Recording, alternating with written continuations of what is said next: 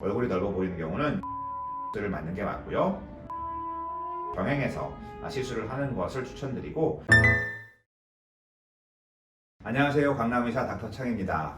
오늘은 20대 분들에게, 젊은 분들에게 추천드리는 추천 시술 3가지를 말씀드리겠습니다. 첫 번째는 윤곽주사입니다. 윤곽주사라고 하면 주로 이제 얼굴에 지방을 빼서 좀 더 갸름하고 좀 더 명확한 라인, 좀 샤프한 라인을 만들어주고, 좀 나올 곳은 나오고 들어갈 곳은 들어가서 좀 더 얼굴 입체적으로 그렇게 만들어주는 그러한 주사를 얘기합니다. 20대 젊은 분들 중에서는 아직 젖살이 빠지지 않아서 좀 통통한 분들이 많으시죠. 그런 분들에게 윤곽주사를 추천드립니다. 윤곽주사는 병원마다 다양한 성분들을 조합해서 믹스해서 사용을 하는데요.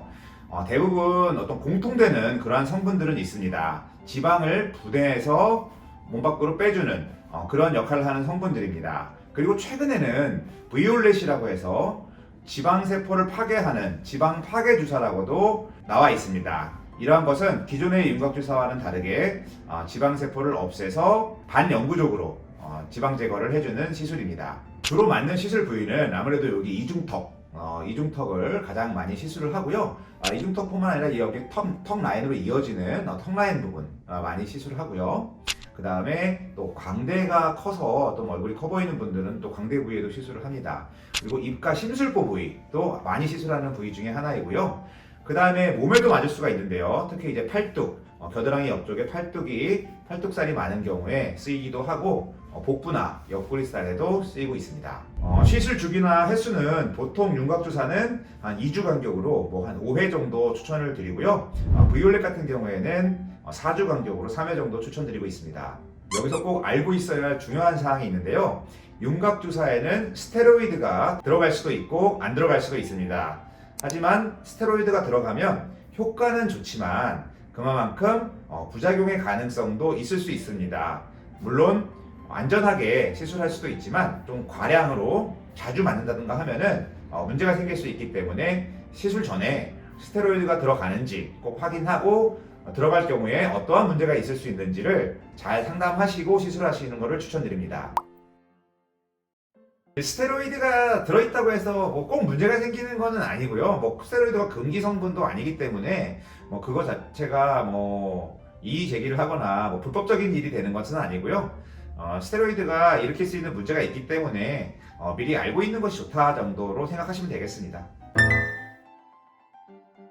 자, 두 번째 추천 시술입니다. 사각턱 보톡스 추천드립니다. 많은 분들이 턱 양쪽에 있는 저작근이라고 하는 근육이 발달한 분들이 많습니다. 따라서 이런 근육의 크기를 좀 줄여준다면 얼굴이 보다 갸름하고 더 샤프한 인상을 줄 수가 있습니다.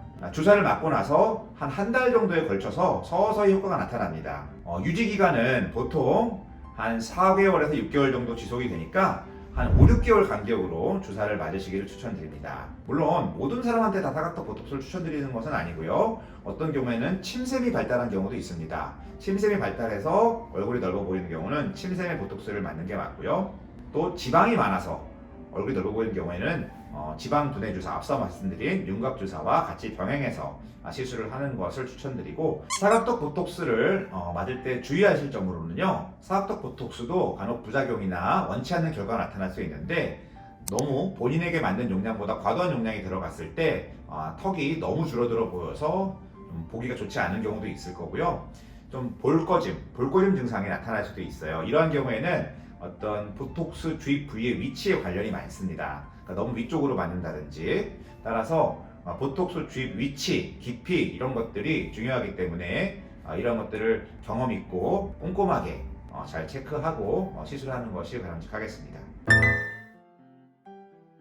20대에게 추천드리는 시술 3번째입니다. 윤곽 필러를 추천드립니다. 제가 윤곽 필러라고 이름을 붙인 이유는요, 어떤 얼굴의 어떤 모양을 개선시켜서 좀 더 장점은 부각시키고 단점은 좀 커버할 수 있는, 그렇게 얼굴의 윤곽을 어느 정도 예쁜 방향으로 만들어준다는 개념에서 윤곽 필러라고 이름을 붙였고요. 예를 들어서 입술 필러, 요즘 젊은 분들한테 굉장히 많이 인기를 끌고 있죠. 입술 필러를 하는 목적은요, 우리가 입꼬리를 살짝 올려주면서 약간 웃는 인상, 좀 더 밝은 인상을 줄 수도 있고요. 그 다음에 입술 라인을 조금 명확하게 해줌으로써 좀 또렷한 인상을 줄 수도 있습니다. 그리고 볼륨감이 없는 분들은 입술에 살짝 볼륨감을 줌으로써 보다 좀 아름답게 여성성을 표현할 수도 있겠습니다. 필러의 시술 주기는 보통 사용하는 필러에 따라 다르지만 6개월에서 1년 또는 1년 반 그 이상까지도 유지가 될 수가 있겠습니다.